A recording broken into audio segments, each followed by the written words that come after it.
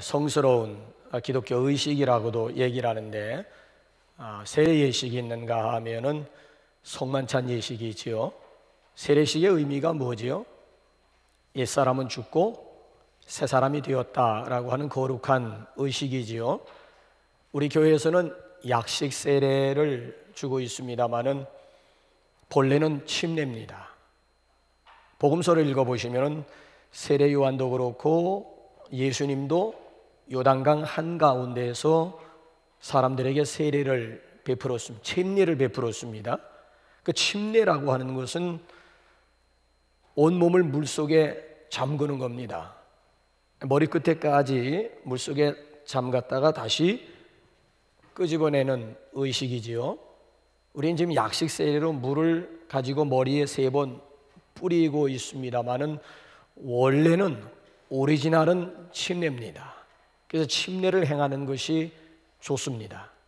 우리가 형편이 지금 침례를 베풀 수 있는 여건이 지금 준비가 되지 못해서 약식 세례를 하고 있습니다만은, 저는 제 평생 사역을 하면서 한 번이라도 좀 침례를 주었으면 하는 그런 간절함이 내 마음속에 남아 있습니다. 물속에 집어넣었다 끄집어내는 의식이 무슨 의미가 있어요? 완전히 머리끝까지 물속에 집어넣을 때에는 지금까지 살아온 나의 삶, 옛 삶은 완전히 수장, 물속에 장사 지내는 의식입니다. 그리고 다시 끄집어낼 때에는 새 생명, 새로운 사람으로 거듭났다라고 하는 의미가 있는 것이지요. 그래서 쉽게 말씀드리면 나의 과거의 모든 죄가 사함받았다라고 하는 거룩한 의미를 담고 있지요. 그럼 성만찬의 의미는 뭐지요? 예수님의 살과 예수님의 피에 내가 동참한다라고 하는 그런 의미가 있지요. 그러니까 그리스도의 고난, 그리스도의 죽으심을 기념한다라고 하는 의미가 있습니다. 그래서 오늘 우리 정기 성찬 주일을 맞이해서 성찬의 의미를 좀 되새겨보고 성찬의 축복에 참여했으면 합니다. 자, 초대교회와 현대교회, 초대 그리스도인들과 현대 그리스도인들의 두드러진 차이점이 어디에 있을까요? 초대 그리스도인들은 현대 그리스도인들 모양 예배가 무슨 의식이라든지 아니면 취미생활이라든지 아니면 여러분들이 생각하는 대로 액세서리 정도가 아닌 삶 그 자체였다라고 하는 얘기지요. 예배가 차선이 아니고 그들 삶 가운데 최선이었고, 예배가 여러 가지 수단이 아닌 예배 자체가 인생의 목적이었다라고 하는 얘기. 그러니까 예배에 목숨을 걸었다라고 하는 얘기지요. 그래서 그들 예배의 형태를 우리 성경을 통해서 살펴보게 되면은 예배의 핵심이 어디에 있는가 하면은 찬양과 성만침, 양 기둥이었어요. 오늘 현대 교회의 예배의 초점은 전통교회 같은 경우에는 메시지에다가 무게를 많이 두잖아요. 그나마 우리 셀 교회 같은 경우에는 찬양을 한 25분, 30분 정도, 그렇죠? 열린 우리 축제 예배로서의 찬양은 한 25분, 설교 한 30분 설교하듯이 찬양과 우리 메시지를 같이 이렇게 비중을 두고 있습니다만은, 초대교회로 돌아가 보면 사도행전 2장이나 사도행전 4장을 참고해 보시면은 찬양과 성만찬 양기둥이었습니다. 그러니까 모일 때마다 주를 찬양하며 경배했고, 모일 때마다 떡을 떼며 잔을 나누는 이것이 바로 예배의 핵심이었다라고 하는 얘기지요. 우리 한번 성찬을 한번 우리 본문 말씀을 통해 쭉 한번 정리해 볼까요? 자, 성만찬의 제정자가 누구지요? 23절 우리 한번 다 같이 한번 읽어보실까요? 시작. 내가 너희에게 전한 것은 주께 받은 것이니 곧 주 예수께서 잡히시던 밤에 떡을 가지사. 그러니까 예수님께서 잡히시기 전날 밤 제자들과 함께 최후 만찬을 행하시면서 성찬 예식을 행했다라고 하는 얘기지요. 더군다나 요한복음을 보면은 예수님께서 제자들의 발을 씻기신 다음 떡을 떼어 제자들에게 주시고 잔을 나누시면서 이것은 내 몸이다, 이것은 내 언약의 피라고 하면서 일일이 떡을 떼어 나누어 주시고 잔을 나누어 주셨습니다. 그래서 예수님께서 오리지널이에요. 그래서 기독교 2000년 동안 성만찬 예식이 지금까지 우리에게 지금 계속해서 전해져 오는 것이고요. 자, 두 번째로는 성만찬을 오늘 우리가 행하는 이유와 목적이 어디 있을까요? 세 가지입니다.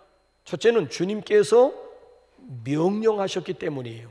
자, 24절 25절을 읽으시면서 두 번 주님께서 강조하시는 말씀이 뭔지 한번 찾아보세요. 시작. 축사하시고 떼어 이르시되 이것은 너희를 위하는 내 몸이니 이것을 행하여 나를 기념하라 하시고, 식후에 또한 그와 같이 잔을 가지시고 이르시되 이 잔은 내 피로 세운 새 언약이니 이것을 행하여 마실 때마다 나를 기념하라 하셨으니, 자, 두 번 강조되는 단어가 뭐예요? 이것을 행하라는 거예요.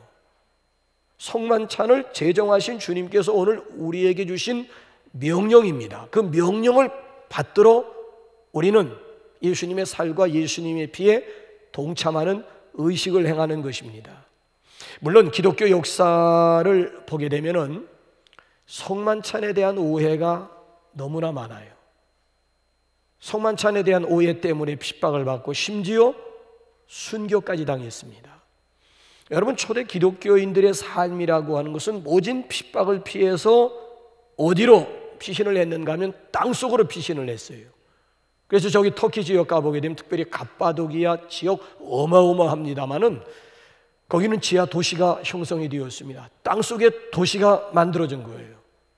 초대 기독교인들이 로마 황제들의 핍박을 피해가지고 지상에서는 더 이상 숨을 길이 없기 때문에 땅속으로 들어간 거예요. 아니, 2000년 전에 어떻게 땅속에 도시를 건설했을까? 지금은 다 폐쇄되었습니다. 왜? 관광객들이 들어가고 나올 출구를 찾지 못한 거예요. 그래서 결국 관광객이 땅속에 들어가서 결국 생매장 당하는, 굶어 죽는, 그래서 다 폐쇄시키고 일부분만 공개를 했는데 일부분 공개된 그 굴 속에 들어가면서도 입이 쩍쩍 벌려진다고요. 아니, 지금이야 뭐 기계가 좋고 여러 가지 기술이 좋아가지고 해저 터널, 바닷속에 차들이 그냥 왕래를 합니다마는 2000년 전에 어떻게 어떻게 이런 도시 속에, 아니 굴 속에 어떻게 도시를 만들 수가 있어요? 자, 그런 속에 숨어 들어가 가지고 믿음 생활을 한 거예요. 자, 보세요. 굴 속에 피신한 그리스도인들이 모일 때마다 성찬식을 행합니다. 설교가 주가 아닌 성찬식이 주가 됩니다. 이것은 예수님의 살입니다. 이것은 예수님의 피입니다. 예수님의 살과 피를 먹고 마십시다. 자, 밖에서 들을 때에는 어떤 생각이 들겠어요? 아니, 이런 야만인들이 있나? 아니, 살과 피를 먹는 집단도 있단 말인가? 이런 부도덕한, 이런 폐륜, 이런 윤리도, 그러니까 밖에 있는 사람들이, 불신자들이, 핍박자들이 오해할 수밖에 없잖아요. 그래서 무조건 죄의식 없이 그리스도인들을 잡아 죽였다는 거예요. 자, 이런 오해들이 있건 없건, 아니면 성찬식을 행하다가 죽건 살건 간에 상관없이 기독교인들은 성찬식을 계속 진행했다는 거죠. 왜 그렇지요? 예수님의 명령이니까. 아니, 예수님께서 이걸 기대하시고 이걸 소원하시니까. 그래서 기독교 2000년 동안 성찬식이 멈추어지지 않고 주님의 명을 받들어서 계속 오늘 우리에게까지 이어져 오게 되었다는 얘기고요. 두 번째로 우리가 성찬식을 행하는 이유와 목적은 주님의 죽으심을 기념하기 위해서입니다. 그래서 24절 25절을 보게 되면은 이것을 행하여 나를 기념하라 하시고, 25절 하반절 이것을 행하여 마실 때마다 나를 기념하라 하시고, 여기 기념이라고 하는 말은 기억하라라고 하는 뜻이에요. 뭘 기억하라고 하는 얘기지요? 주님의 고난이 누구를 위한 고난인지, 그 고난에는 어떤 의미가 담겨져 있는지 기억하는 가운데 성찬 예식에 임하라고 하는 거예요. 여러분, 주님의 십자가의 고난이 누구를 위한 고난이에요? 자, 우리 한번 이사야 53장 5절 6절 한번 확인하는 한번 해보실까요? 시작. 그가 찔림은 우리의 허물 때문이요 그가 상함은 우리의 죄악 때문이라. 그가 징계를 받음으로 우리는 평화를 누리고 그가 채찍에 맞음으로 우리는 나음을 받았도다. 우리는 다 양 같아서 그릇 행하여 각기 제 길로 갔거늘 여호와께서는 우리 모두의 죄악을 그에게 담당시키셨. 누구 때문에 예수님께서 십자가 고난을 당했다는 것입니까? 우리의 허물, 우리의 죄악 때문임을, 우리의 모든 죄악을 예수님에게 담당, 전가시킴으로 말미암아 우리가 평화를 누리고 우리가 오늘 나음, 구원을 받게 되었다는 얘기예요.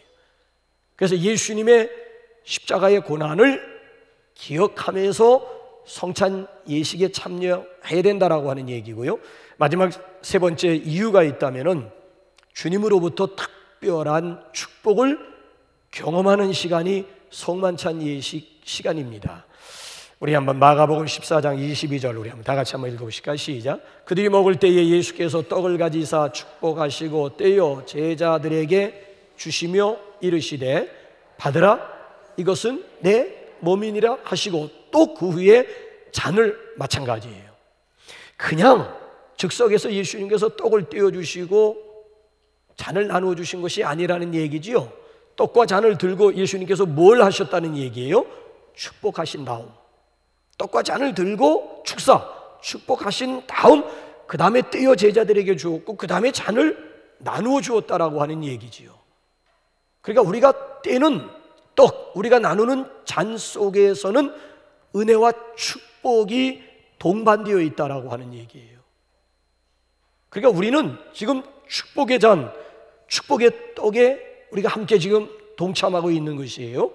자, 구체적으로 어떤 축복이 여기에 담겨져 있을까요? 첫 번째로는 생명 얻는 축복이에요. 아니, 영생을 보장받는 의식이기도 해요. 우리 한번 요한복음 6장 한번 53절 한번 읽어보실까요? 시작.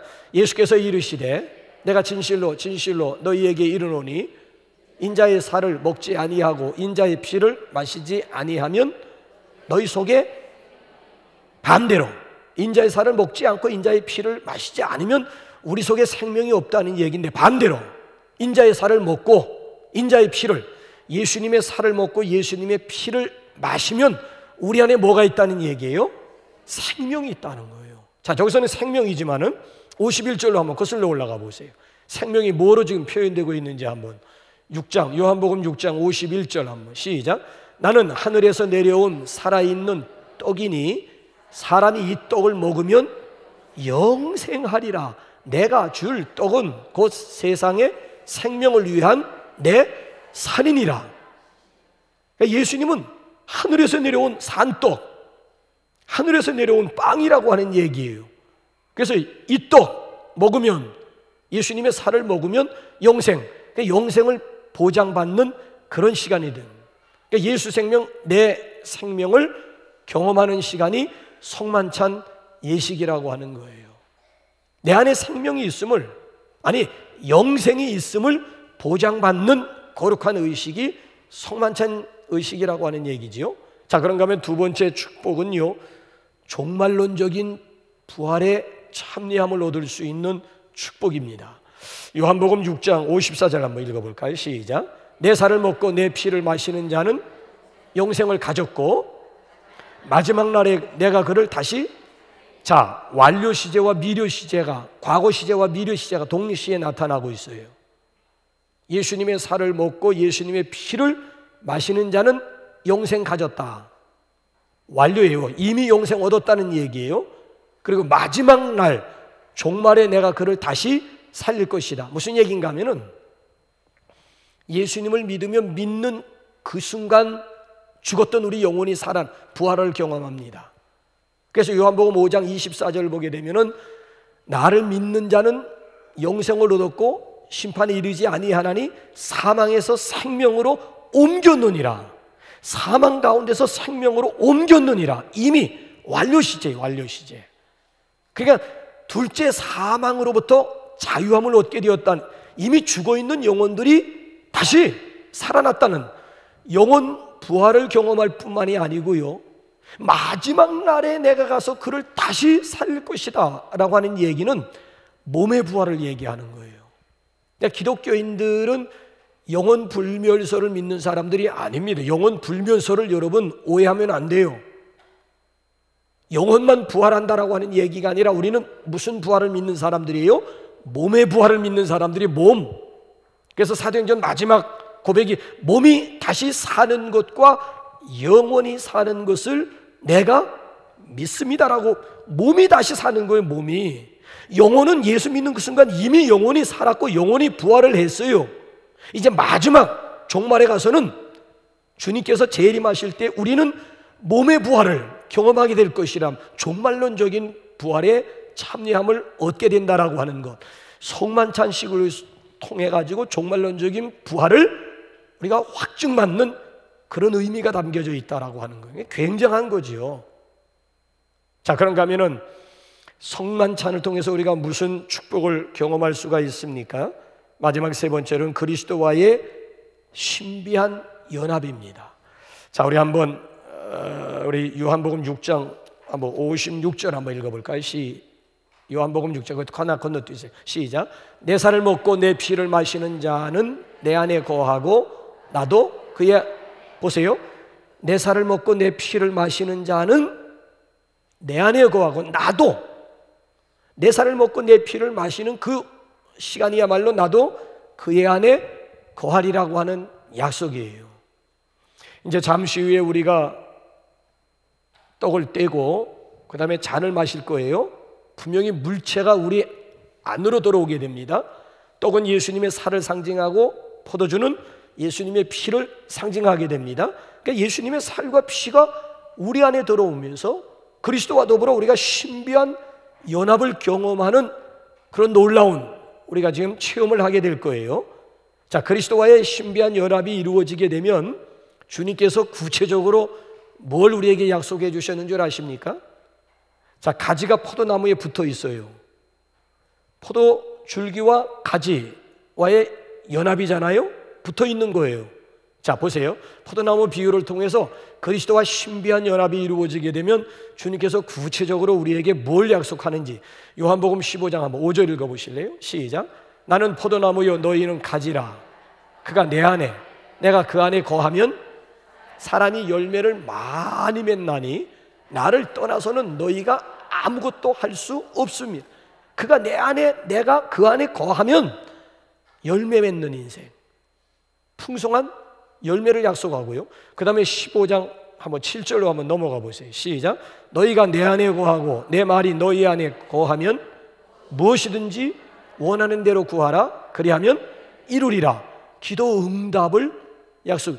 그러니까 여러분 보세요. 축복치고는 성만찬에 담겨져 있는 축복보다 더한 축복이 있을까요?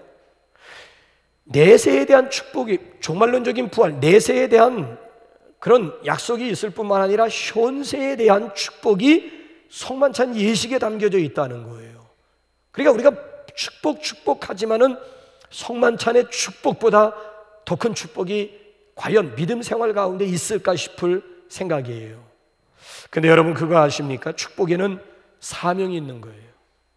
만약에 여러분 축복이 사명으로 이어지지 않으면 어떤 결과가 일어나는 줄 아세요?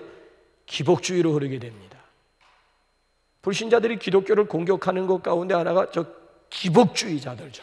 예? 기복주의자들. 복 받기 위해서 수단 방법 가리지 않. 기복주의에 무슨 윤리도덕이 있어요. 목적만 성취하면 된다는 거 아니잖아요. 그잖아요? 그러니까 기복주의는 윤리도덕이라고 하는 것은 없습니다. 복 받기 위해서는 뭐든지, 복 받기 위해서는 수단 방법 가리지 않겠다라고.